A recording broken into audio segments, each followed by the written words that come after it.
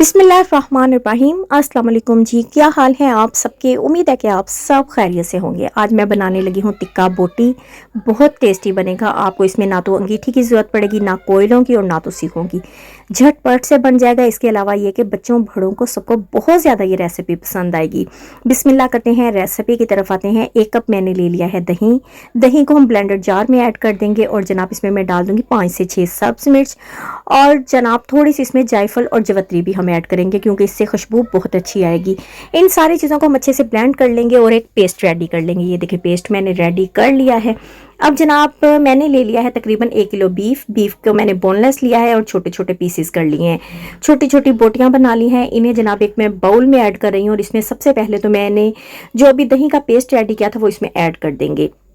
अच्छा जी, ऐड कर दिया। आप डालेंगे इसमें 1 टीस्पून चिली फ्लेक्स, 1 टीस्पून सूख मिर्च, हाफ टी स्पून हम इसमें हल्दी ऐड करेंगे और अपने फ्लेवर के हिसाब से हम इसमें नमक ऐड कर देंगे। 1 टीस्पून मैं इसमें पिसा गरम मसाला ऐड करूंगी। 1 टीस्पून ही मैं इसमें चाट मसाला ऐड करूंगी। थोड़ा सा मैंने इसमें येलो फूड कलर भी ऐड करना है क्योंकि इससे कलर बहुत अच्छा आता है। हाफ टी स्पून पिसा सूखा धनिया, हाफ टी स्पून हम इसमें जीरा ऐड कर देंगे। और जनाब ये 1 टीस्पून मैं इसमें कचरी पाउडर भी ऐड करी हूँ क्योंकि कचरी पाउडर के साथ हमारा जो गोश्त होगा इसके रेशे बिल्कुल भी नहीं बनेंगे। कचरी पाउडर जो होता है ये मोस्टली हम कोई भी खाना वगैरह रोस्ट करने लगते हैं उसमें यूज़ करते हैं क्योंकि इसके बहुत ज़्यादा बेनिफिट है। इसे मुंह में जब हम गोश्त खाते हैं बबल बिल्कुल भी नहीं बनती है।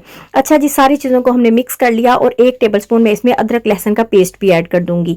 अच्छा जी, इन सारी चीज़ों को हमने खूब अच्छे से मिक्स कर लेना है। इसके बाद हमने इसे कम से कम 2 से 3 घंटे के लिए मैरिनेट होने के लिए छोड़ना है। आजकल गर्मियां हैं इसीलिए गोश्त को हम मैरिनेट होने के लिए फ्रिज में रखेंगे। सिंपल किचन में नहीं रख सकते क्योंकि गोश्त खराब भी हो जाता है। अच्छा, जिस पर ढक्कन दे दिया, इसे मैरिनेट होने के लिए छोड़ देंगे। तकरीबन 2 घंटे के बाद मैंने इसे मैरिनेट किया था। 2 घंटे के बाद मैं इसे पकाना स्टार्ट करती हूँ। एक पैन में मैं ले लूँगी 3 टेबलस्पून कुकिंग ऑयल के और इसमें हमने गोश्त को ऐड करना है। अच्छा जी, हमने इसे कचरी पाउडर लगाया था इसीलिए इस गोश्त को मैं प्रेशर कुकर में नहीं बना रही हूँ। सारा गोश्त इसमें ऐड कर दिया। बाउल में थोड़ा सा मसाला लगा था, थोड़ा सा हाफ कप तकरीबन पानी भी ऐड किया ताकि बाउल के अंदर जो मसाला लगा था वो अच्छे से उतर जाए और वो भी इसमें ऐड कर दिया। अब जनाब इसको अच्छे से मिक्स किया, चम्मच हिलाया, इसे हमने ढक्कन दे दिया है तकरीबन 15 से 20 मिनट के लिए। ये देखिए 15 से 20 मिनट के लिए मैंने इसे पकने के लिए छोड़ दिया था, हल्की आग पर पकने दिया था। गोश्त ने अपना भी पानी छोड़ दिया है और जनाब जो दही वगैरह था वो भी अच्छे से पक रहा है। दोबारा से मैं इसके ऊपर ढक्कन दे दूंगी और मजीद 20 से 25 मिनट के लिए हल्की आग पर पकने के लिए छोड़ दूंगी। ये देखिए 20 से 25 मिनट के बाद गोश्त हमारा बहुत अच्छे से गल चुका है बट इसमें अभी भी पानी है। चूल्हे को तेज़ करेंगे और जनाब हमने इसका जो पानी है, मसाला है, उसे ज़रा खुश्क कर देंगे क्योंकि हमने एंड में भुनाई करनी है। अच्छा, अगर आपका इस टाइम तक भी गोश्त ना गले तो आप मज़ीद इसमें पानी डालिएगा, मज़ीद पका लीजिएगा। लेकिन कचरी पाउडर अगर आपको कम लगे हाफ टी स्पून मज़ीद ऐड कर लीजिएगा।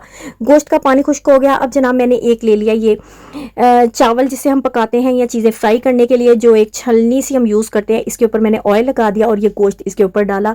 चूल्हे के ऊपर डायरेक्ट हम इस तरह से इसे करेंगे। इसके ऊपर जब हल्के हल्के डार्क कलर के निशान पड़ जाएंगे इतनी देर तक हमने इसे चूल्हे पर पकाना है। एक तो तरीका ये है कि आप इस तरह से ये जो है टिक्का बोटी से पका सकते हैं। दूसरा तरीका ये कि ये चिमटा जिससे हम अक्सर यूज़ करते हैं रोटियां पकाने के लिए, आप ये भी यूज़ कर सकते हैं। चूल्हे के आगे हम डायरेक्ट करेंगे और इसके ऊपर इस तरह के जब हल्के हल्के डॉट पड़ जाएंगे ना, इतने डॉट के लिए हमने चूल्हे के आगे इसे पकाना है। मतलब कोयले वगैरह का यूज़ नहीं करेंगे। जब इन्हें रेडी कर लेंगे लास्ट में हमने इसके ऊपर लेमन निचोड़ देना है। दूसरा ये कि चाट मसाला हम डालेंगे। बहुत टेस्टी ये रेडी होगी। अगर आप नए हैं तो मेरे चैनल को सब्सक्राइब करें, वीडियो अच्छी लगे लाइक लाजमी किया करें और जनाब मुझे अच्छे अच्छे कमेंट्स लाजमी दिया करें। ये रेसिपी बहुत ज़्यादा टेस्टी बनी है, ट्राई लाजमी कीजिएगा। अपने फैमिली फ्रेंड से शेयर करें। अल्लाह।